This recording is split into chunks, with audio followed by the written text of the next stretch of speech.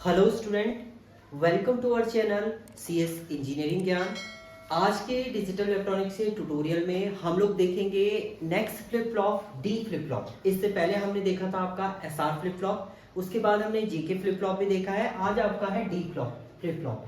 D flip flop क्या करता है आपका, एसआर फ्लिप फ्लॉप में कुछ आपकी ड्रॉबैक्स थी। ड्रॉबैक्स कहां पर थी आपकी, जब दोनों इनपुट आपके 0 0 हो जाते हैं या दोनों इनपुट आपके 1 1 हो जाते हैं तो कुछ ना कुछ आपका क्या होता है, रॉन्ग रिजल्ट जनरेट होता है। जैसे एसआर फ्लिप फ्लॉप में अगर दोनों इनपुट आपके 0 0 हो जाते हैं तो वैल्यू आपकी नो चेंज की कंडीशन आ जाती है, और जब आपके दोनों इनपुट 1 1 होते हैं तो आपकी कंडीशन हो जाती है इनवैलिड केस की।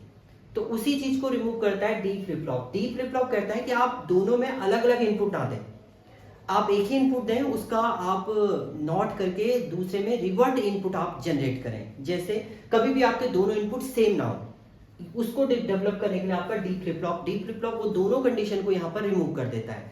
यानी अगर मैं इसका आपको सर्किट डायग्राम हम लोग क्रिएट करते हैं, आपको क्रिएट वैसे ही करना है। हम लोग जेके फ्लिप फ्लॉप को लेके चल रहे हैं। पहले आपने जेके फ्लिप फ्लॉप कैसे क्रिएट किया था वही आप यहाँ पर क्रिएट कीजिएगा। देखिए, 2 नैंड गेट आपने यहाँ पर लगाए थे, उसके बाद 2 नैंड गेट आपके यहाँ थे।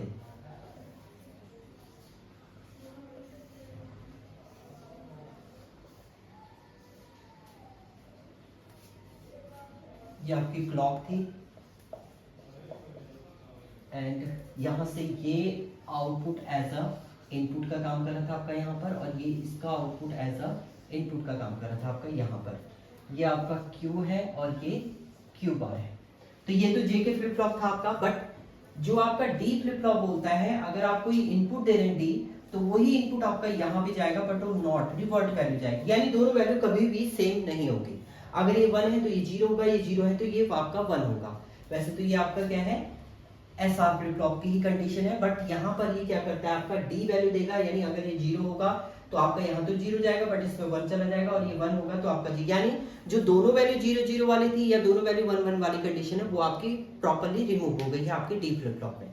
तो ट्रुथ टेबल की हम लोग बात करते हैं। इसकी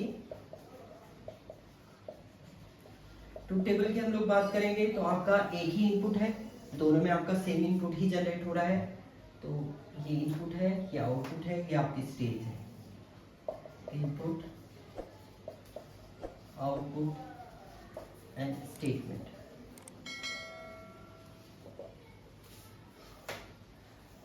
इनपुट में केवल एक ही इनपुट है डी, यहाँ पर Q N plus 1 and Q N plus 1 बार। एंड यहाँ पर आपका क्या है, एज अ स्टेटमेंट जो भी आप लिखेंगे, ये आपकी क्लॉक है, क्लॉक आपकी पॉजिटिव रहेगी। अब डी है, या तो 0 होगा या 1 होगा, एक ही वैल्यू आपकी हो सकती है, 2 ही बाइनरी डिजिट को ही एक्सेस करेगा।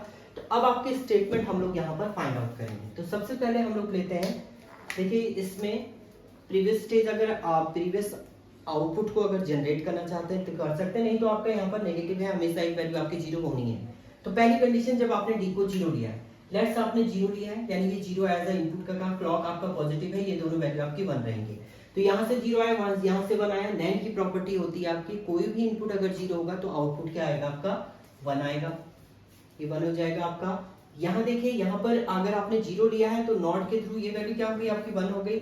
दोनों इनपुट आपके 1 है, सेम इनपुट है 1 1, तो आउटपुट क्या आ जाएगा आपका, यहाँ से 0 जनरेट हो जाएगा। अब यहाँ पर आप सेट लेके चले, रिसेट लेके चले, कुछ भी लेके चले, बट ये 0 है तो नैंड की प्रॉपर्टी होती है, कोई भी इनपुट अगर आपका 0 होगा तो आउटपुट क्या आएगा आपका, 1 आएगा। ये 1 एज अ इनपुट का काम यहाँ पर कर रहा है, तो 1 एंड 1 ये क्या आ जाएगा आपका, 0 जनरेट हो जाएगा। तो जब आप 0 की बात करें, जब आपका डी 0 होगा, उस केस में आपका क्यू एन प्लस 1 जो आ रहा है वो क्या आ रहा है आपका, 0 आ रहा है, और क्यू एन प्लस 1 बार जो है 1 आ रहा है। ये किसकी कंडीशन होती है, ये होती है आपकी रिसेट की कंडीशन। ये आपका क्या हो जाएगा, रिसेट जनरेट हो जाएगा, रिसेट हो जाएगा। दूसरी कंडीशन लेके चलते हैं, जब आपका 1 हो जाएगा डी, तो अभी हम लोग इसको हटा देंगे। अब यहाँ पर रिसेट लेके चलिए, सेट लेके चलिए, ये लेने की आपको जरूरत भी नहीं है क्योंकि आपका डायरेक्ट वैल्यू जनरेट कर रहा है, क्योंकि आपकी दोनों वैल्यू सेम नहीं हो रही कभी भी। अब डी को आपने 1 लिया तो यहाँ तो 1 आपका आ गया, इसका अपोजिट यहाँ जाएगा, यानी ये 0 हो जाएगा। तो नैंड की प्रॉपर्टी ये देखिए, 1 एंड 1 दोनों इनपुट अगर 1 है तो आउटपुट आपका 0, एंड यहाँ पर देखिए कोई भी इनपुट अगर 0 होता है तो आउटपुट आपका 1 आता है।